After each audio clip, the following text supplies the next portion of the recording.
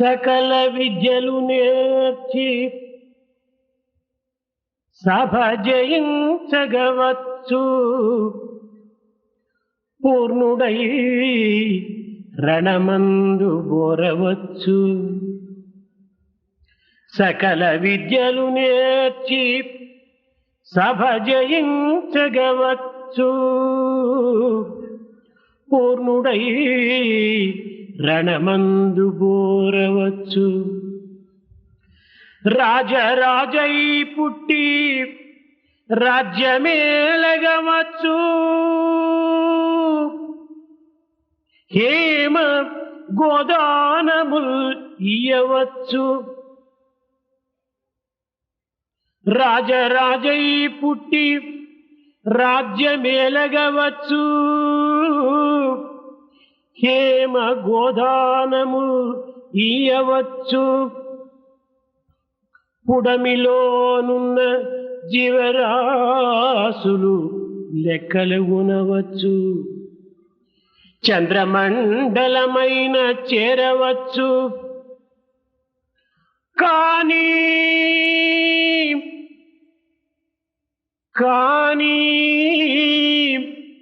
దేహేంద్రియములరికట్టి మనసు నిల్పి అంతర్ముఖము చేసి అనవరతము నిశ్చల సమాన చిత్తుడై నిలువలేడు.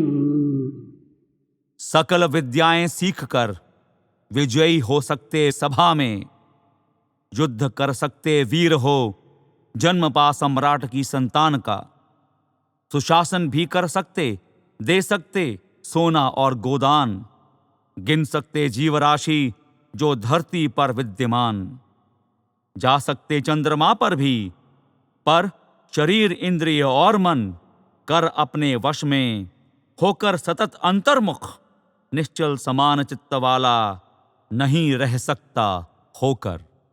వేద విజ్ఞానము అనంతము, वेदों का विज्ञान अनंत है, జ్ఞానమే అనంతము. ज्ञान ही अनंत है.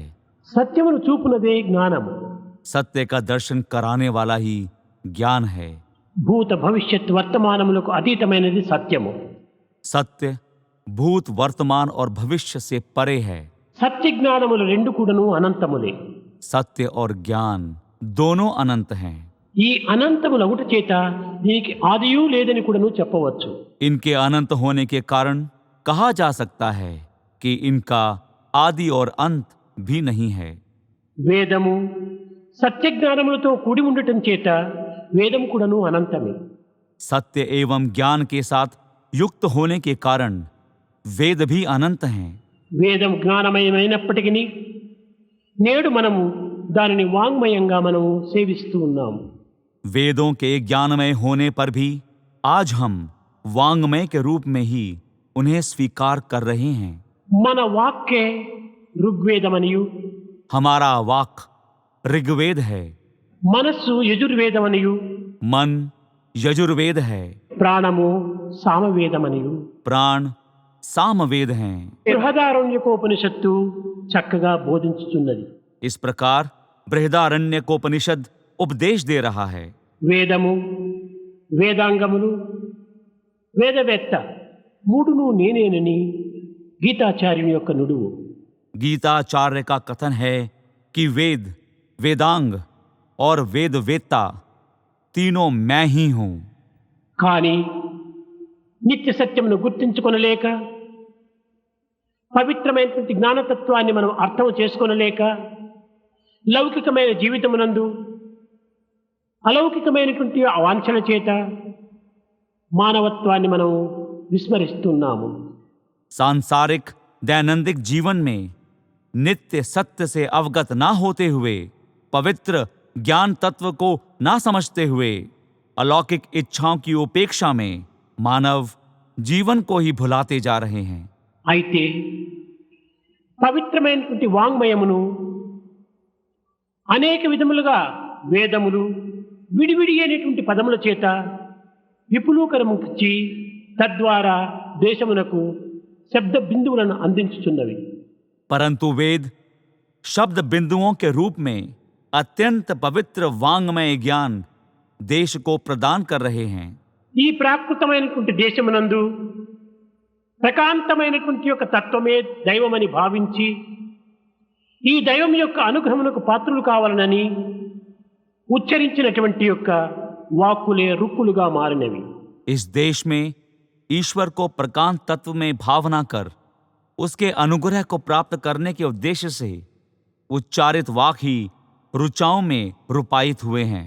అయితే యజ్ఞయాగాది క్రతువుల చేత పారమార్థిక తత్వమును అర్థం చేసుకొని దివ్యత్వమును పొందవలనని వ్యక్తి ఆశించి తద్వారా యజ్ఞములకు ప్రారంభిస్తూ వచ్చాడు। यज्ञ यागादि कर्मों के माध्यम से परमार्थिक तत्व को समझकर दिव्यता को प्राप्त करने की अपेक्षा से मनुष्य ने यज्ञ करना आरंभ किया। ఇట్టి కర్మకాండనే యజుర్వేదమని కూడాను చెప్పబడుతూ వచ్చింది। ऐसा कर्मकांड ही यजुर्वेद कहलाया। అయితే పవిత్రమైనటువంటి శృతిబద్ధమైనటువంటి మధురమైనటువంటి సున్నితమైనటువంటి సౌశీల్యమైనటువంటి యొక్క గానమును అనుగ్రహించగోరి తద్వారా ఆనంద గీతను అందించడం చేత దీనికి సామవేదము అని సార్థక నామం వచ్చింది। अत्यंत पवित्र सुर से युक्त माधुर्यपूर्ण कोमल एवं सौशील्य तत्व से युक्त गान जिसने आनंदमय गीत प्रदान किया वही सामवेद का नाम ग्रहण किया। అయితే లౌకికమైన జగత్తును పండితులు విస్మరించినారు అనేటువంటి అపనిందలు లేకుండా ఉండే నిమిత్తమై శ్రేయో మార్గము ప్రేయో మార్గము మానవతా తత్వమును అభివృద్ధి గావించే నిమిత్తమై అధర్వణ వేదమును కూడాను ఆధారం తీసుకున్నారు। पंडितों ने लौकिक जगत को विस्मृत कर दिया। यह आलोचना से बचने के लिए श्रेयो मार्ग प्रयो मार्ग और मानव जीवन से संबंधित तत्वों को बढ़ावा देने के लिए अथर्ववेद को आधार बनाया। అయితే అధర్వణ వేద అపౌరుషేయమైనటువంటిది కాదని విశ్వసించి కేవలం ఋగ్వేదము యజుర్వేదము సామవేదము మాత్రమే ప్రధానంగా భావించి దీనిని త్రయీ వేదములు అని పిలుస్తూ వచ్చారు। अथर्ववेद को अपौरुषेय न मानते हुए ऋग्वेद सामवेद और यजुर्वेद को ही प्रधानता देते हुए इन्हें त्रयी वेद कहा गया। కానీ సర్వధర్మములకు మూలమైనటువంటి సర్వశాస్త్రములకు కీలకమైనటువంటి సర్వసాధనలకు గమ్యమైనటువంటి నిజతత్వాన్ని గుర్తింపజేసుకునే నిమిత్తమై ఈ అధర్వణ వేదము అనేక విధములుగా కూడాను భౌతికమైనటువంటి యొక్క మార్గమునకు ఆదర్శపరమైంది। सभी धर्मों का मूलाधार सभी शास्त्रों का महत्व सभी साधनाओं का गंतव्य जो निज तत्व से अवगत होना है को सार्थक बनाने के लिए अथर्ववेद ने अनेक भौतिक मार्गों को आदर्शपूर्ण बनाया। ఒక్కొక్క వేదము ఒక్కొక్క పద్ధతిని మాత్రమే అనుసరించినప్పటికీ ఈ అధర్వణ వేదము అన్నింటినీ ఏకముగా అనుసరించడానికి పూనుకున్నది। सभी वेदों ने एक एक मार्ग को अपनाया परंतु अथर्ववेद ने सभी मार्गों को एक साथ अनुसरण करने का प्रयत्न किया। ఋగ్వేదము వాక్కనియు యజుర్వేదము మనసనియు సామవేదము ప్రాణమనియు కూడాను బోధించినటువంటి మూడు వేదముల యొక్క సారము అధర్వణ వేదం నందు క్రోడీకరించి ఉప్రియంగా అందిస్తూ వచ్చింది। ऋग्वेद को वाक यजुर्वेद को मन और सामवेद को प्राण के रूप में उपदेश देने वाले तीनों वेदों के समाहार स्वरूप को अथर्ववेद प्रस्तुत करता आया। వాక్కు ఋగ్వేదము కావచ్చును కానీ ఎట్టి వాక్కు ఋగ్వేదము అనేటువంటి విషయాన్ని చక్కగా విమర్శించి చెప్పింది। वाक ऋग्वेद हो सकता है परंतु कैसा वाक ऋग्वेद हो सकता है के विषय को अच्छी तरह से व्याख्यायित कर बताया। మనసు యజుర్వేదమే కానీ ఎట్టి మనసు యజుర్వేదమునకు సమన్వయం అవుతుంది। मन यजुर्वेद ही है परंतु किस प्रकार के मन को यजुर्वेद से समन्वित किया जा सकता है। చక్కగా సామగానములో ఉండినటువంటి ఒక సారాన్ని క్రోడీకరించి యజుర్వేదము ఒక గానముగా పాడుతుంది। सामगान के सार के समाहार स्वरूप को सामवेद माधुर्यपूर्ण ढंग से व्याख्यायित करता है। దుర్బుద్ధుల తలలున్న దూరులు విను చెవులున్న పొంచి చూచు కనులున్న పంచల విను మనసున్న వంచిత గుణ చిత్తమున్న వంచే గుణమున్న ఈ వృత్తులు చూడగానే న్యాయము ఇక బ్రతుకదన్నా. जब मन बुरे विचारों से युक्त हो, जब कान बुरा सुनने को आतुर हो, जब आंख व्यर्थपूर्ण दृश्य देखने को हो लालायित, अगर मन कपटी व स्वार्थपूर्ण प्रवृत्ति का हो, भावचित्त में हो प्रवंचना और प्रवंचना का गुण भी हो, लगता है यह सब देख देख कर ना रह सकेगा न्याय वहां. దుర్బుద్ధుల మనసున్న దూరులు విను చెవులున్న जब बुराई विचारने वाला मन और बुराई सुनने वाले कान हो, పొంచి చూచు కనులున్న పంచల విను మనసున్న सब कुछ छिपकर देखने वाली आंख और छिपकर दूसरों की बात सुनने वाला मन हो, వంచిత గుణ చిత్తమున్న వంచే పలుకున్న धोखा देने वाला चित्त और प्रवंचित करने वाला शब्द हो, ఈ వికృతులు చూడగానే న్యాయము ఇక బ్రతుకదన్నా. ऐसी वृत्तियों को देखने के बाद न्याय वहां नहीं रह सकता है भाई. జగత్తునందు ధర్మము న్యాయము సత్యము మూడింటి యొక్క చేరికతేనే ఈ త్రిలోకములు కూడాను వెలుగుతూ ఉన్నాయి. जगत में धर्म, न्याय और सत्य के आपस में मिले रहने के कारण ही ये तीनों लोक प्रकाशमान हैं. ఇట్టి పవిత్రమైనటువంటి యొక్క సత్యాన్ని ప్రబోధించినటువంటి వేదముల యొక్క తత్వాన్ని మనము చాలా అలక్ష్యపరుస్తున్నాము. ऐसे सत्य का उपदेश देने वाले वेदों के तत्व को हम बहुत ही उपेक्षित कर रहे हैं. ఈ వేదములు అనేక విధములైనటువంటి యొక్క అంగములను అభివృద్ధి పరుచుకుంటూ వచ్చింది. ये वेद अपने कई अंगों को विकसित करते आए. వీటిని శాఖలు అని చెప్తూ వచ్చారు. इन्हीं को शाखाएं कहा गया है. మొదటిది మంత్రము, రెండవది బ్రాహ్మణము, మూడవది ఆరణ్యకము, నాలుగవది ఉపనిషత్తులు. इनमें पहला मंत्र, दूसरा ब्राह्मणा, तीसरा आरण्यका और चौथा उपनिषद है. మనన ప్రాణ సమ్మిళితమైనటువంటిది మంత్రము అనేటువంటి సత్యాన్ని సులభమైన మార్గములో అందిస్తూ వచ్చింది.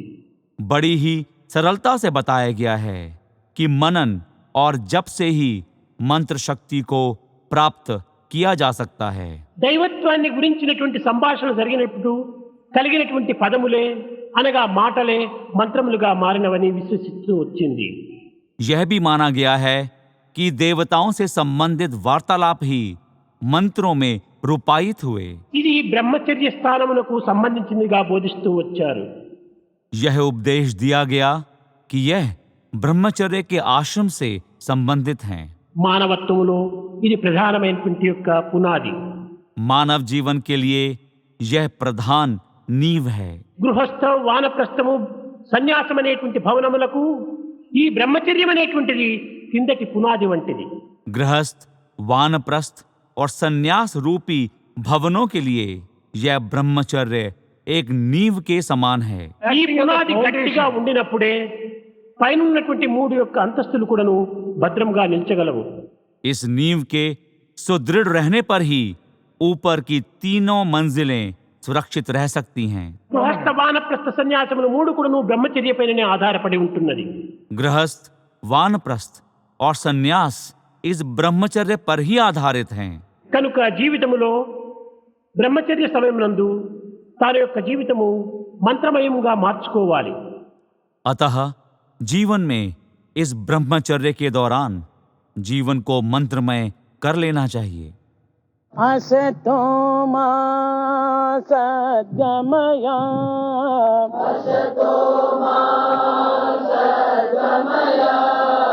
तमसो मा ज्योतिर्गमय